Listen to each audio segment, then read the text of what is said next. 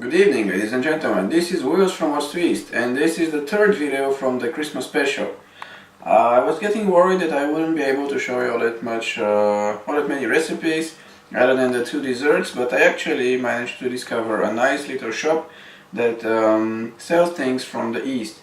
So I've made another video talking about it and the things that I've bought. But in short, it allowed me to find one of the ingredients for this Christmas recipe, something that we always have traditionally in Bulgaria on Christmas Eve.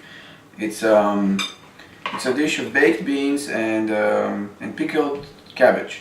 So you're gonna see more information about all this in the next part with ingredients. But this is the dish. So once again, it's completely meat-free because it's for Christmas Eve. So yeah, I guess that's for the introduction part, so stay tuned for the ingredients. Alright, so all the ingredients for this recipe. This is everything that you'll need. As you can see, there's quite a few things here. So I'm going to start with the beans. So the beans, these are normal white beans. You can use any kind of beans, red or mixed or whatever you like. The thing that I've done before actually starting is that yesterday I put them in water, just beans in water, and let it boil. Once it boiled, I left them boiling for about 5 minutes, and then turned off the heat and left it like that in the same water for one night. Now, why you do this is because beans tend to cause pains in the stomach and other inconveniences. So this is a way to lower this effect of the beans. So you don't have to leave them for one day, you can leave them for a couple of hours, but the longer the better. Just let them boil and leave them in the same water. Then you can throw away the water the next day and you continue the cooking. So this is for the beans. Next, the cabbage. This is the pickled cabbage. I've made another video especially about it, so you can check it in the description below. You can see what it is exactly, but this is what I'm going to be using. Next, an onion, some peppers, using frozen mixture of different kinds of peppers, tomatoes, you can use fresh tomatoes or canned tomatoes, and some flour. And lastly, the spices. This is more like herbs, but there's obviously salt, some savory, and two things that I haven't used so far in my recipes that I've shown you. One is called Georgian in Bulgarian, which apparently translates into mentas picata. So I'm gonna put a Wikipedia link so that you can check it out. And the other should be Livage, or yeah, I guess something like that, Levage or Levage or something. I don't know exactly how you should pronounce this, but these are two herbs that we use a lot, especially when cooking beans. And lastly, some paprika. Oh yeah, and some oil, but nothing too fancy. So this is it for ingredients, and now we're gonna move on to the preparation. Okay, so we're gonna start with the actual preparation. So now I had my assistant put some water in the beans because I'm too lazy to do it myself. I'm gonna add the peppers, and I've cleaned up the onion. I'm gonna chop it small, and then I'm gonna mix everything, and I'm gonna leave it to boil. Once it boils, you should lower the heat and leave it lightly boiling for as long as it takes. Actually, well, the way you check if it's done is you can take out one bean with a spoon, of course, and when you squeeze it, it should be soft. It should like become a paste in your hand. So basically this means that it's done. So this can take a while depending on the type of beans that you're gonna use. Just something to keep in mind, we're not gonna be making a bean soup or stew, so you want very little amount of water in your cooking pan, just like maybe this on top of the beans, because you want it to be as possibly as dry as possible actually. So Yeah, this is for this part. So see you when it's done.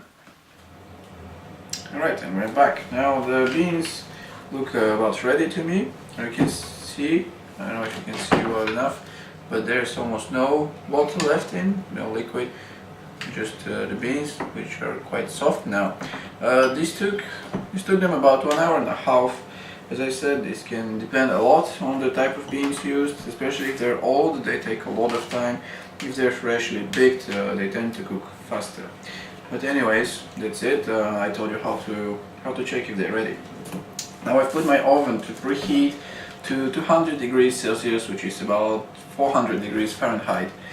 So once it's done, I'm gonna put this here baking pan, in which I'm putting oil now. About enough to cover the bottom, a little bit more, because this will be the only oil that the dish will have. So you don't want it to be dry, because we're gonna try and keep it dry, like without adding a lot of the cooking juice from here. So maybe this much will do, maybe a little bit more. So once your oven is preheated, put your cooking pan in and let it heat up, and then you add the flour. You mix it for a while until it becomes all brown, like golden color, not brown, actually golden. And once it gets all thick and golden, you add the paprika. Mix it once again, and then we're gonna continue. Alright, so here we're at the oven. Now the oil is heated. So what I'm gonna do is add the flour real quick and mix it. Mix it like that. As you can see, it turns brown, golden at least at first. So try and mix it, break the little pieces that form up, and leave it cooking for about a minute or two. Alright, so now it's time to add the paprika. Just add all the paprika, and once again mix it with the flour.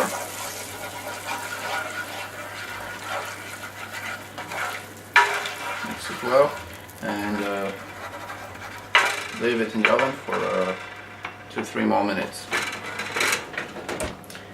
Okay, so the first part of the baking part is ready. Now what you do is you take one of these things and you take out all the beans, making sure to leave most of the liquid, and just add them into the frying pan, or cooking pan, sorry.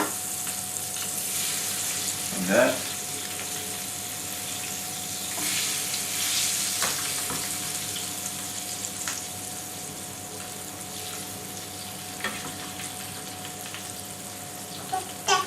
I'm gonna need my spoon.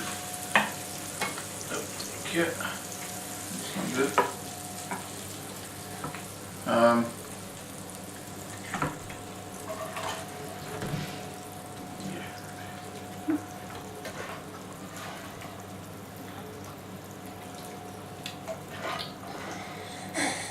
Alright, so this should be most of it.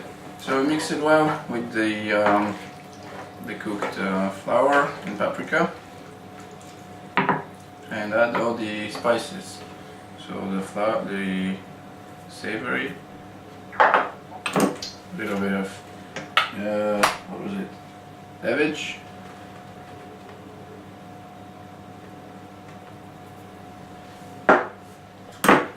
the mint spiccata,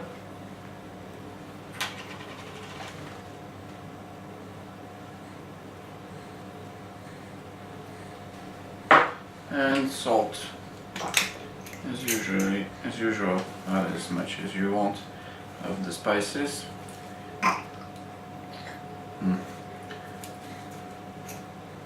Nope. So this should do it. Now, just mix it all together and put it back in the oven while preparing the cabbage.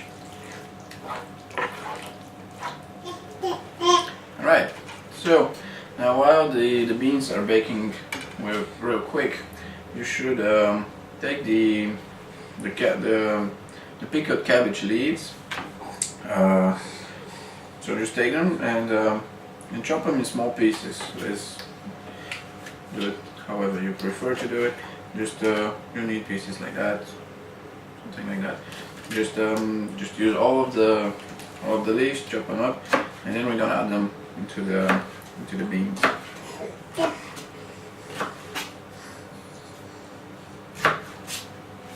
Right, so we're now ready for the final part. Now the cabbage is all ready. Just gonna add it into the beans like that. Mix it once more. Nope. And what's left is the tomatoes. Just add the whole box of tomatoes. And in my case, since it took quite a while to cook the beans, there's almost no water at all left. So I'm just gonna add all this. It's gonna give it a nice taste. And if you have more water after the cooking, more water left after the cooking, you can use a large spoon and transfer a part of it. The goal is, as I said, to keep it mostly dry, but not completely, because it will take just a little bit longer to cook all the cabbage, maybe 30 more minutes. So just make sure that everything's mixed and covered in tomato sauce and cooking juice, and that the cabbage is well spread around the cooking dish. So once you mix it properly, get it back into the oven and cook it for some 30 more minutes or so, or just until you see that it starts to get all baked and crispy on top of it. So that should do it. Alright, so we're done now. The final part took about 45 minutes to complete. So you can see the consistency of the dish as it is. As you can see, it's quite thick and it has almost no liquid left in it. So there's also a couple of other things that you can do with this dish. First of all, you don't have to mix the cabbage with the beans and cook them at the same time.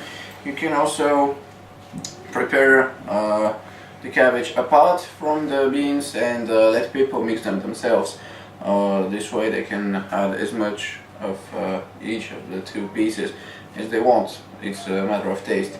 And another thing that you can always do is add some bacon on top of it, on slices of bacon or chopped bacon inside the dish. But since this is going to be for the Christmas special, and as I've told you, on Christmas, normally Christmas Eve, we don't eat anything with meat on it, I'm gonna leave it like that. But as I said, this is just an option, just an idea that you can always modify the recipe with.